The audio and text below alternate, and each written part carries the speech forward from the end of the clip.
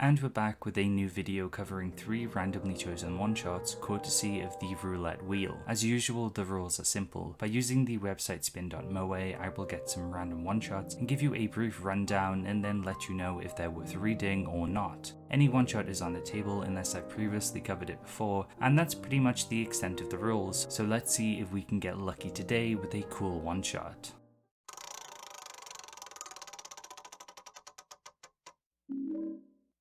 Our first spin of the day predictably has given us some boys love. The Strength of Pure Soul comes in at just 24 pages and was created by Ayano Yamane, who we looked at last time when we covered Lockout. And I'd say I'm pretty impressed by her work after reading 2 of her outings. The art is solid, the boys are pretty and distinctly stylized. There's good chemistry between the main duo too, with us following Riku Amano, a high schooler who's an upstanding and polite young boy, and maybe a bit of a himbo.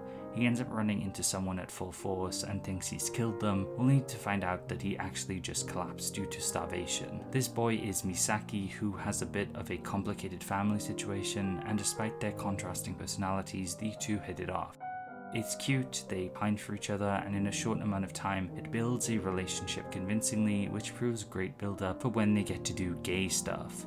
I think it's probably the best handled sexual material yet from this little series I've done, as it showcases genuine passion alongside a nice consensual relationship. It's not something I would recommend to everyone, but it's worth reading for BL fans or gay people.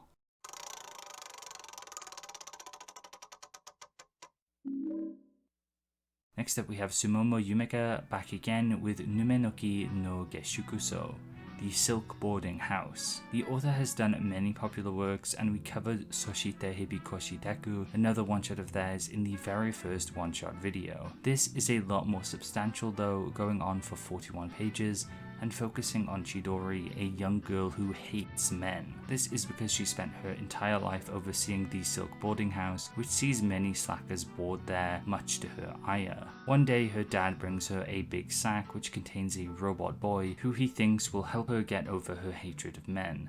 But it turns out that this boy is in fact human and was paid off by her dad. It's clunky, and Chidori's blind hatred of men is more annoying than anything else. It's not really substantial, and I think it's kind of disrespectful to both men and maybe women who hate men for justified reasons. Her hatred just seems to stem from her being around her divorced dad and some flaky regulars at the boarding house, so it comes off as just childish. It goes for the easy story of her figuring out the boy is human, and as expected she gets angry, he apologizes, and then it's all well. The art is the big highlight of this. The author has a very distinct and pretty style, and there is some fun paneling, so it's not all bad. Still, I definitely put this down as a pass though, as it didn't make me feel much of anything.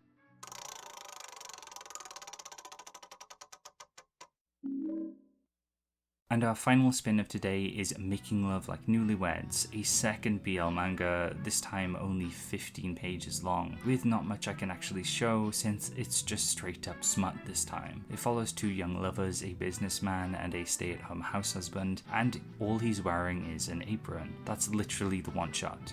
The art is great, it's soft and well drawn, it's by far the most erotic thing I've covered in this series as far, as well as the gayest. It was one of the most enjoyable I think as well. It's brimming with love and overall it's a nice time. The author Haruka Minami has a lot of similar looking manga and beautiful boys in aprons, and I'm not really complaining. I wouldn't mind reading more. Outside of this, they don't seem to be too well known in the West again, which has become a pattern for most one-shots that get covered here. It's so hard not to cave and give this a must read, but instead I'll give it a hearty worth reading, at least if you're into this kind of material. And that was today's extra gay and smutty episode of Oneshot Roulette. Have you read any of these? Don't lie, I've seen the AniList stats and barely anyone has. But leave a comment down below if you do plan to read them or found this video enjoyable. If you want more of these, I've made plenty of similar videos covering one-shots in this series, and my channel has plenty of videos on manga in general, especially if you like Shonen Jump, so check it out and maybe subscribe.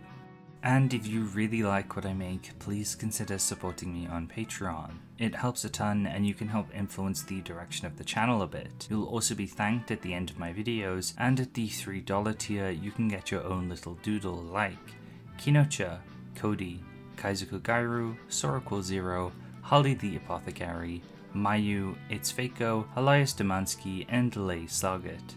Thank you all for supporting me and what I make. And as always, thank you so much for watching. Remember to be kind and take care.